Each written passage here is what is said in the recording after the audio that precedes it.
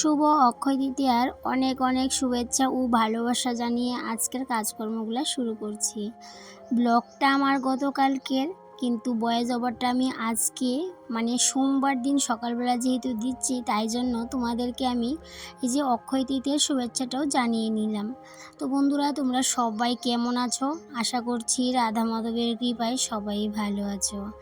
তবে ভয়েস ওভারটা সোমবারের হলেও ব্লগটা কিন্তু আমার রবিবারেরই। তো আজ হচ্ছে রবিবার। সকাল সকাল উঠেই রান্নাবান্নাটা শেষ করে নিয়েছি, কারণ আজকে আমি অনেকটাই প্ল্যান করে রেখেছি আমাকে একটু রেস্ট করতে হবে, কারণ এই ইদানিং অনেকটা দিন ধরে একটু রেস্ট করতে পারছিলাম না, কারণ অনেকটাই প্রেশার পড়ে যাচ্ছিল। তো সেই জন্য ভাবলাম আজকে যেহেতু রান্নাবান্না একদম সিম্পল, তাই জন্য চটপট করে রান্নাবান্নাটা শেষ করে নেব, তারপরে বেশ খানিকক্ষণ রেস্টও করে নিতে পারবো। তো আজ যেহেতু রবিবার, ড্রয়িং ক্লাস চলছে বাড়িতে, তো সকাল সকাল সব স্টুডেন্টরাই চলে এসেছে, আর আমি এদিকে রান্নাঘরে রান্নাবান্নাটা করছিলাম। যেহেতু রবিবার দিন সকালবেলায় ড্রয়িংয়ের স্টুডেন্ট চলে আসে, সকাল 8:30টার দিক থেকে শুরু হয়, এই বেলা 11:30 অবধি বা 12টা অবধি থাকে। অনেক সময় আরও আগেও অনেক দিন ছুটি হয়ে যায়, তবে আজকেও একটু তাড়াতাড়ি ছুটি হয়ে গেছিলো। আজ কেন সিম্পল রান্নাবান্না সেটাও তোমাদের সাথে শেয়ার করে নিচ্ছি। গতকালকে রাতের বেলা যে তরকারিগুলো করেছিলাম সেগুলো না ফ্রিজে আছে, তো তাই জন্য ভাবলাম আজকে আর তরকারি সবজি ডাল কিছু করব না, শুধুমাত্র 2 রকমের ভাজি করব ব্যাস। আর ভাত তো করেই নিয়েছি। কড়াইটা দেখে নিশ্চয়ই অনেকেই ভাবতে পারো যে কড়াইটার মধ্যে কালো কালো কি। আসলে কি হয়েছে, গতকালকে রাতের বেলায় ঝিঙে বড়া করেছিলাম, তো ঝিঙে বড়াটার মধ্যে একটু তেলটা বেশি হয়ে যাওয়ার কারণে কড়াইটার মধ্যে অনেকক্ষণ কিন্তু তেল ছিল, অনেকটা তেল ছিল। তো সেই তেলটাকে আর রেখে দিয়েছি, কারণ ভাবলাম তেলটা ফেলে দেব, কারণ আমরা হলাম মধ্যবিত্ত ঘরের গৃহিণী। আমরা যদি সঞ্চয়টা ঠিকভাবে না করতে পারি, তাহলে আর কীভাবে সংসারটাকে সুন্দর করে চালাবো বলো তো? তাই জন্যই কি বলো, ছোট ছোট জিনিসগুলোর দিকে অনেক ভালোভাবে নজর দিতে হয়, যাতে করে কোনো জিনিস নষ্ট না হয়। তাই জন্য কড়াইটাকে রেখে দিয়েছিলাম। তো সেই মতে আজকে আবার ভাবলাম যে এটার মধ্যেই রান্নাবান্নাটা শেষ করে নেব, যেহেতু আজকে কড়াইটা পরিষ্কার করার প্ল্যান। ওই যে বললাম সারাদিন রেস্ট করব, তো রেস্ট করার পর বিকেলবেলা বসে বসে ভাবলাম কড়াইটাকে পরিষ্কার করব।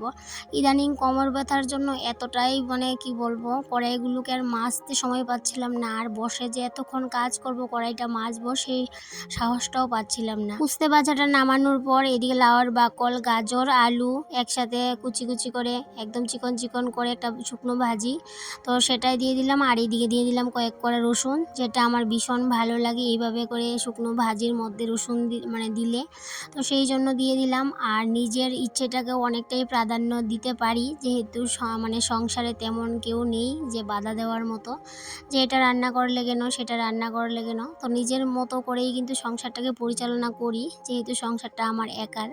আর এইদিকে দেখো এই যে বাজাটাও হয়ে গেছে, আর যেহেতু আজকে ঘরে কাঁচা লঙ্কা নেই, সেই জন্য একটু শুকনো লঙ্কার গুঁড়ো দিয়ে দিলাম। তো আজকে এই শুকনো লঙ্কার গুঁড়াটা খেয়ে কিন্তু একটু অসুবিধা হয়েছিল সবারই, কারণ আমরা যেহেতু শুকনো লঙ্কার গুঁড়াটা খাই না, সেই জন্য কিন্তু একটু অসুবিধা হয়েই যায়। রান্নাবান্না শেষ করে বাসন কুসন ধুয়ে মেজে নিয়েছি, রান্নাঘরও পুরো ক্লিন করে নিয়েছিলাম। আর তারপর বসিয়ে দিলাম ইন্ডাকশনের চা ড্রয়িং টিচারের জন্য। তো ড্রয়িং টিচারকে বিস্কিট ছাড়াই চা দেব, কারণ ও বিস্কিট খেতে একদম ভালোবাসে না, বিস্কিট দিলেও বিস্কিটগুলো নষ্ট করে। সেই জন্য এখন থেকে আমি টিচারকে যখনই চা দেই, আমি কিন্তু বিস্কিটটা দিই না। তো এদিকে ড্রয়িং টিচার চা খেয়ে বেরিয়ে গেল, কারণ যেহেতু 12:30 ট্রেনে ওকে ব্যাক করতে হবে। তো ও বেরিয়ে যাওয়ার পর বারান্দাটাও ক্লিন করতে হবে। প্রত্যেক সপ্তাহে কিন্তু ড্রয়িং শেষ হওয়ার পর বারান্দাটার যে একটা অবস্থা হয়ে থাকে, তো পুরো দমে সেটাকে এখন ক্লিন করব। ক্লাস শুরুর দিকে একবার ক্লিন করতে হয়, ক্লাস শেষ হলে একবার ক্লিন করতে হয়। তো শুরুর দিকে কেন ক্লিন করতে হয় বলবো, কারণ শুরুর দিকে ক্লিন করতে হয় যেহেতু পুরো সপ্তাহ জুড়ে ড্রয়িং ক্লাসের চিন্তাটা থাকে না, সারা বারান্দা জুড়ে এটা সেটা রেখে দিই। তো আর এক সপ্তাহ পর পর রবিবার দিনকে এই যে সমস্ত কিছু গুছিয়ে দিতে হয়। আর তো সেই জন্যই বললাম শুরুর দিক দিয়েও কিন্তু পরিষ্কার করতে হয়, আর শেষের দিকেও পরিষ্কার করতে হয়। তারপর এদিকে বারান্দা পরিষ্কার করতে করতে হাজব্যান্ডও বাড়ি চলে আসলো, যেহেতু রবিবার একটু সকাল সকালে বাড়ি চলে আসলো। তারপরে এই বেডশিটগুলো গুছিয়ে নিচ্ছি, কারণ এই বেডশিটগুলোর মধ্যে বসে বসেই বাচ্চারা ড্রয়িং করে। তো প্রত্যেক সপ্তাহে সেগুলো কিন্তু গুছিয়ে তুলে রাখি। আবার যখন ড্রয়িং করে বাড়ি যাই তখন দেখি অনেক বেডশিটগুলোর মধ্যে জল ফেলে দেয়। তো সেগুলোকে দেখে দেখে আবার রোদে মেলে দেওয়া, ধুয়ে দেওয়া, মাসে একবার করে ধুয়ে দেওয়া, তো সেটা আমি করি। এই ড্রয়িং ক্লাসটা অনেক বছর ধরেই আমাদের বাড়িতে হচ্ছে। এখন ভাবছি ড্রয়িং ক্লাসটা একটু চেঞ্জ করে নিতে বলবো, যেহেতু আমাদের ঘর দুয়ার ভাঙার প্ল্যান আছে। তো সেই জন্য মাস্টারকে বলেছিলাম, তো ওরও বেশি আবার ইচ্ছে করছে না আমাদের বাড়ি থেকে যেতে, যেহেতু এত বছর ধরে আমাদের বাড়িতে ড্রয়িং করছে। আর আমাদের বাড়ির মতো এত নিরিবিলি জায়গা কিন্তু আর কোথাও পাবে না।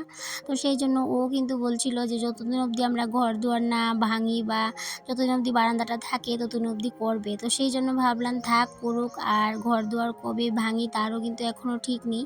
ভাঙবো ভাঙবো বলে এই যে বৃষ্টি মেঘলা দিন চলে আসলো, এই ঘরটা ভেঙে ফেলবে বললেই অনেকটাই কষ্ট হয়, যেহেতু এই ঘরটাতে অনেক বছর ধরে আছি।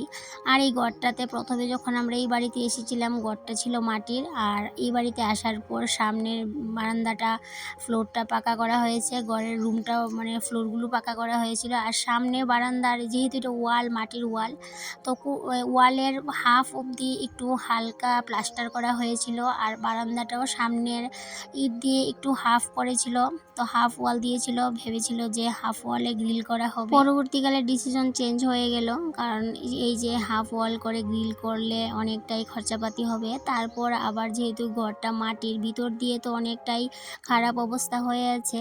তো বাইরের দিক দিয়ে দেখলে অতটাও বোঝা যায় না, কিন্তু ভিতরের সাইডে অনেকটাই খারাপ অবস্থা হয়ে আছে। তো সেটা তোমাদের সাথে আমি কোনো সময় শেয়ার করি না।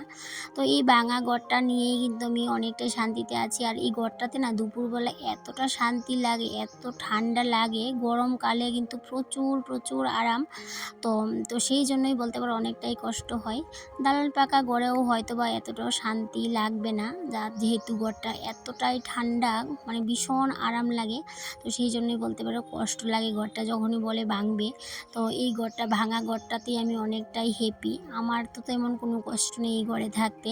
তবে এই যে যুগের সঙ্গে তাল মিলিয়ে চলতে গেলে তো আর সারা জীবন এইভাবে ভাঙা করে থাকতে পারবো না। তবে জানি না দালান পাকা বাড়ি কবে হবে। আর আমি মনের মধ্যে অতটাও আশা রাখি না, কারণ আশা থাকে, আছে, আশা ছাড়া মানুষ বাঁচতে পারবে না, চাহিদা একটু থাকতেই হয়।